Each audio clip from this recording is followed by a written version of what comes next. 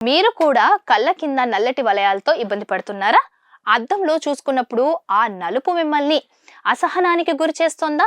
ఎన్ని క్రీములు వాడినా రిజల్ట్ లేదని బాధపడుతున్నారా? అయితే ఈ వీడియో మీకోసమే.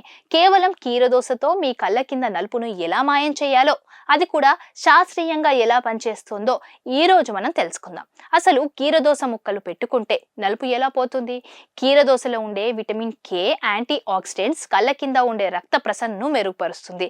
దీనివల్ల వాపు తగ్గి కళ్ళు ఫ్రెష్గా కనిపిస్తాయి. అంతేకాదు కీరదోసలో ఉండే కూలింగ్ ఎఫెక్ట్స్ వల్ల కంటి నరాలు రిలాక్స్ అవుతాయి. ఇది కేవలం చిట్కా మాత్రమే కాదు, మీ చర్మానికి ఇచ్చే ఒక న్యాచురల్ థెరపీ. ముందుగా ఒక కీరదోసను తీసుకొని శుభ్రంగా కడిగి సన్నటి ముక్కలుగా కోయండి. ఈ ముక్కను కనీసం 15 నిమిషాల పాటు ఫ్రిడ్జ్ లో ఉంచండి. ఇప్పుడు ప్రశాంతంగా పడుకొని ఆ చల్లటి కీరదోస ముక్కలను మీ కళ్ళపై పెట్టుకోండి.